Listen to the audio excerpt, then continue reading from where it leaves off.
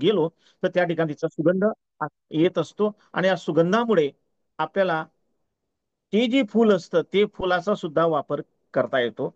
याचं जर पान तोडून टाकलं, याला धुवून टाकलं आणि जर एखाद्या वेळी जर आपला दात वगैरे दुखत असेल किंवा दाढ दुखत असेल, हे धुतलेलं पान फक्त तिथं 3 दिवस पर्यंत फक्त तोंडात पानाच्या विड्यासारखं चावून ठेवलं, गिळायचं नाही, कायमचा दात बरा होऊ शकतो. एवढी ताकद या रुई नावाच्या वनस्पतीमध्ये आहे.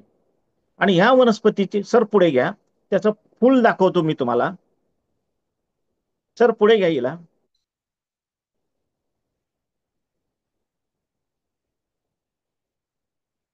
हा, याचं फुल आहे. हे बघा, हे फुलचा असा गुच्छासारखा येतो आणि या फुलातून एक सुगंध बाहेर येत असतो. ही जी फुलं असतात, ही फुलं ज्या वेळेला जर आपल्याला कुठं काही त्रास असेल तर त्या जागेला जर लावलं तर त्या त्वचेचा अनेक प्रकारचे आजार या रुई नावाच्या वनस्पतीमध्ये बरे होऊ शकतात. पण आपण काय करतो, ही वनस्पती दुर्मिळ असल्यामुळे हिच्याकडे लक्ष देत नाही, किंवा आपल्या आजूबाजूच्या परिसरामध्ये असते किंवा रानामध्ये कुठेतरी वनस्पती ही उगलेली असते, त्यावेळेला हिच्याकडे आपलं लक्ष देत नाही. दुसरं, ही वनस्पती ज्या ठिकाणी असते त्या ठिकाणी पाण्याचा स्रोत सुद्धा जास्त असतो. शेतकरी बांधवांना मी नेहमी सांगत असतो की ज्या ठिकाणी ही रुईचं झाड असेल त्याच्या आजूबाजूला 50 फूट इकडे 50 फूट तिकडे कुठेही जर कोणी बोर केला तर त्याला 100% पाणी हा त्या बोरला जास्त लागू शकतं. एवढी क्षमता, एवढी ताकद या रुईच्या झाडामध्ये असते. पण हे झाड दुर्मिळ असतं. दुर्मिळ का असतं की जिथं पाणी असेल तिथंच हे झाड जगू शकतं, अन्यथा जगू शकत नाही. असं हे दुर्मिळ वनस्पती या खानदेशमध्ये किंवा महाराष्ट्रामध्ये दिसून येतं. अर्थात मध्य प्रदेशमध्ये पण मला अनेक ठिकाणी आढळलेली आहे. पण याच्याकडे शेतकऱ्यांनी बघावं आणि हिचं संवर्धन करणं ही काळाची गरज आहे. याच्यामुळे आपल्याला अनेक प्रकारच्या आजारापासून आपण मुक्त होऊ शकतो. पुढे घ्या सर. हॅलो सर, पुढे या. पुढचं घ्या. हा, आता या ठिकाणी मी वारुळचा या ठिकाणी फोटो दाखवला आहे. हे जे काही वारुळ असतं, हे वारुळ अनेक लोक याचा बघण्याचा दृष्टिकोन हे नागाचं वास्तव्य वगैरे असं सांगतात, पण ते तसं नसतं काही. या ठिकाणी हे जे वारुळ आहे, हे वारुळ मधले जे काही बारीक कीटक असे मुंग्यांसारखे असतात, हे छोटे छोटे कीटक असे छोटे छोटे मिलियन असे कण वरती आणतात आणि याचं हे वारुळ असं मोठं बांधतात. आता ही जी काही माती निघते, या वारुळाची माती, एखाद्या वेळेला आपले सांधे दुखी जर असतील, कुठं गुडघे दुखी असतील, कुठं सूज आलेली असेल, ही माती एक चमचाभर घेतली आणि चमचाभर पाणी घेतलं आणि ते जिथं लागलेलं आहे, दुखत असेल तिथं जर लावलं तर ते कायमचं बरं होऊ शकतं. फक्त ते 5 ते 6 दिवस लावायचं असतं. कारण का, या वारुळातला जे काही मुंगी असते छोटीशी, ही कमीत कमी जमिनीतून 70 ते 80 फुटा खालून हा मातीचा एक एक मिलियन कण वरती आणते. आणि हे कण आणत असताना हिचे तोंडातली जी लाळ असते, ही लाळ त्या कणामध्ये साठवलेली असते. आणि ती साठवलेली लाळ ज्यावेळी पाण्यामध्ये विघटन होते आणि विघटन झालेली लाळ ज्यावेळी आपल्या त्वचेला किंवा डोक्याला स्पर्श करते, त्याच्यामुळे आपलं पायातली, गुडघ्यातली, सांध्यातली सूज जी असते ही कायमची बरी होऊ शकते. पण याच्याकडे अजून लोक पाहत नाही. कारण का, या वारुळामध्ये जी छोटीशी कुठलीही माती असो, बाजूबाजूची फक्त वारुळाचीच माती घेतली तर याच्यामध्ये केमिकल, त्यातलं जे मुंग्यातल्या तोंडातलं रासायनिक द्रव्य असतं, या द्रव्याचा परिणाम होतो आणि कुठल्याही प्रकारचा साईड इफेक्ट होत नाही. ही जशी जशी लावलेली ओली माती कोरडी होत जाते तसं तसं त्या वेदना ह्या कमी होत असतात. आणि दुसरं एक सांगायचं की या वारुळाच्या आजूबाजू जर एखाद्या वेळी जर विहीर किंवा बोर खोद केला तर त्या ठिकाणी सुद्धा पाणी लागू शकतं.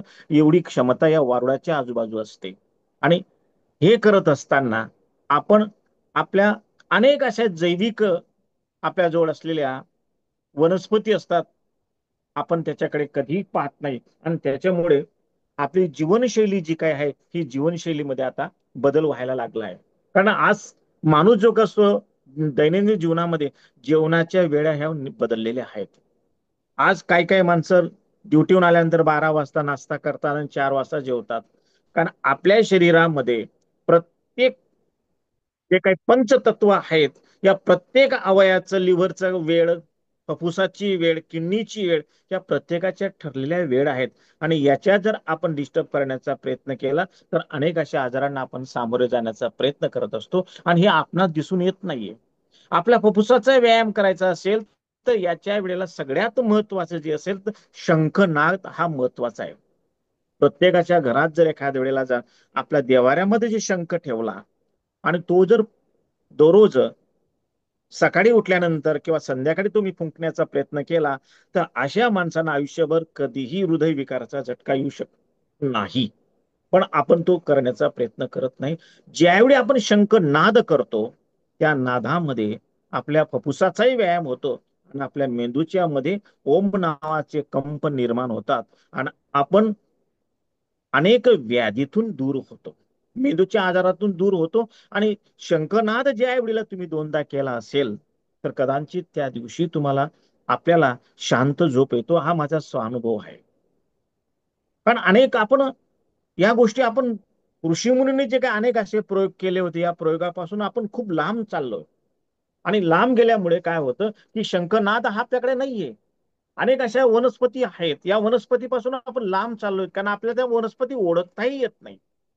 अशा काही वनस्पती आहेत की त्या वनस्पतीचं द्रावण किंवा त्या वनस्पती जर आपण शोधून घेतल्या आणि त्या लावण्याचा जर प्रयत्न केला, परिधान केला, तर अनेक असे आजार आपण बरे होतो. आणि या बरे झाल्यानंतर आपल्याला कदाचित डॉक्टरांकडे जाण्याची वेळ येत नाही. पळस नावाचा एक वृक्ष आहे, पळस नावाच्या वृक्षाचं फक्त फांदी घेतली आणि ती फक्त तोंडात चावून घेतली ब्रश सारखी तर अनेक प्रकारचे दातांचे आजार जे असतात ते बरे होऊ शकतात. अशा काही अशा वनस्पती आहेत. आज मला तिथं त्या मिळाल्या नाही म्हणून मी तिथं सादर करू शकलो नव्हतो. कारण त्या वनस्पतीची पानं जर आपण 3 दिवस घेतली किंवा 4 दिवस घेतली तर आपल्या पायात जर एखाद्या वेळी काटा गेला असेल, सुई गेली असेल, काच गेला असेल, तो कायमचा तिथं वितळू शकतो किंवा तो तिथून बाहेर निघण्याचा जर प्रयत्न होईल तो सहज निघू शकतो. पण कुठल्याही प्रकारचं त्या माणसाला साईड इफेक्ट होऊ शकत नाही. अशा काही वनस्पती आहेत. या वनस्पती आज आपल्या जवळ असतात पण आपण त्या वनस्पतींपासून लांब चाललोय कारण ते आपण ओळखू शकत नाही. त्या जर ओळखण्याचा आपण नेहमी जर प्रयत्न केला कदाचित त्या वनस्पतीच्या माध्यमातून आपल्याला नवसंजीवनी मिळू शकते. पण आपण ते टाळण्याचा प्रयत्न करतो आणि अनेक प्रकारच्या अशा काही रासायनिक अशा गोळ्या घेतो आणि शेवटी एक आजार बरा करता करताना दुसरा आजार आपण जवळ करतो. आणि जवळ केलेला आजार हा आपल्या घरातून निघू शकत नाही कारण तो आपल्या घरातला पाहुणा होऊन बसतो आणि तो आपलं आयुष्य कधीही संपवण्याचा प्रयत्न करण्यात सोडत नाही. आणि म्हणून प्राचीन ऋषी मुनींनी जे काही असे अनेक प्रकारचे व्यायाम असतील त्या व्यायामाचा जर आपण वापर केला, शंखनादचा वापर केला, कारण शंख हा किती फक्त 500 ते 600 रुपयाला जास्ती असा 1000 रुपयापर्यंत असतो. तो याच्या पलीकडे शंख नसतो. पण तो शंख 5 लाखाचं ऑपरेशन हा टाळू शकतो एवढी ताकद शंखनाद मध्ये असते. पण आपण शंखनाद करू शकत नाही. सहज येतो, सोपा आहे, वाचता येतो तो, पण वाजण्याचा प्रयत्न आपण करत नाही. तो वाजवला घरातली शुद्धता होते, वातावरण बदलतं आणि आपल्या अंतरंगामध्ये आपण आपले विचारसरणी सुद्धा बदलू शकतो. एवढा शंखनाद मध्ये ताकद असते. पण तो शंख आपण फुंकू शकत नाही. जर तो प्रयत्न केला तर मला वाटतं कदाचित उद्याचा दिवस हा आपल्यासाठी सुखाचा आणि समृद्धीचा होऊ शकतो. अशा प्रकारे आपण जीवन जगत असताना या सगळ्या ज्या वनस्पती असतील या वनस्पतींना आपण जवळ करण्याचा प्रयत्न केला. कारण काय असं की आपल्या परिसरामध्ये जी जी वनस्पतीची फळं मिळतात त्या त्या ऋतूमध्ये मिळतात.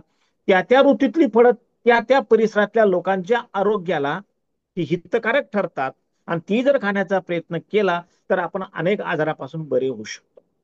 असे अनेक फळ, ते मध्य प्रदेशमध्ये जे काही फळ येत असेल ते फळ त्यांनी खाण्याचा प्रयत्न केला, उत्तर प्रदेशमध्ये त्यांनी तो खाण्याचा प्रयत्न केला, महाराष्ट्रामध्ये जे फळ पिकत असेल ते खाण्याचा त्यांनी तो प्रयत्न केला. त्या परिसरातल्या आजारांना प्रतिकार करण्याची क्षमता आणि ताकद त्या फळांमध्ये असेल कारण ते फळ त्याच परिसरामध्ये पिकतं. काही फळं अशी आहेत ती त्या परिसरात दिसत नाहीत. मग त्या वातावरणाशी ते एकरूप झालेले असतात. अशी फळं असतात. त्या फळांचा आपण जर वापर केला तर कदाचित आपलं आयुष्य सुख आणि समृद्धीचा प्रयत्न करतो. आदरणीय आमचे महाविद्यालयाचे प्राचार्य doctor H M Patil sir यांनी मला आजची संधी उपलब्ध करून दिली आणि म्हणून त्यांच्या मनापासून आभार व्यक्त करतो आणि माझ्या शब्दांना पूर्णविराम देतो. धन्यवाद.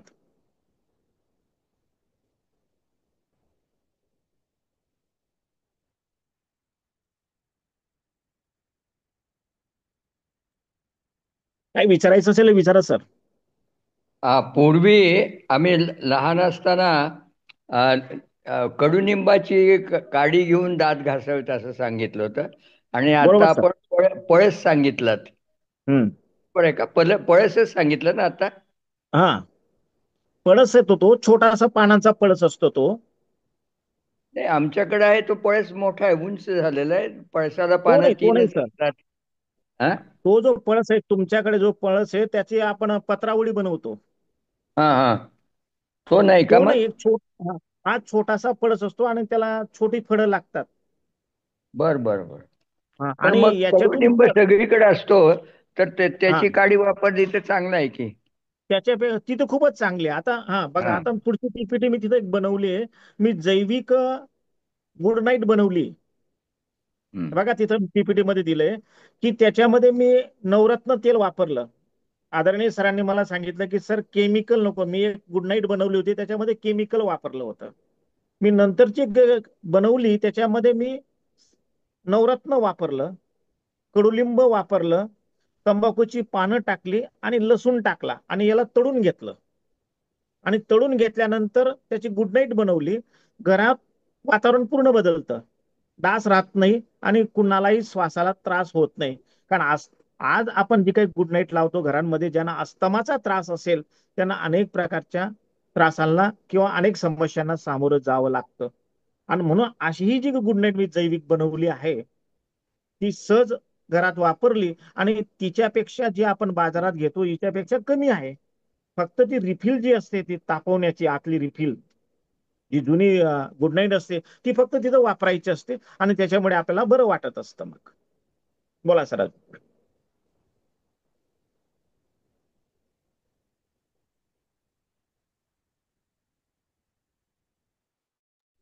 Doctor Vohra sir.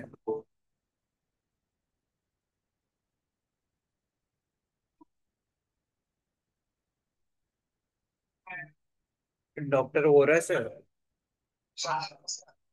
नमस्कार. हा बोला, H M Patil sir.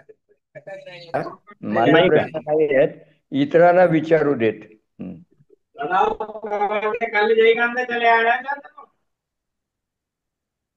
Hello.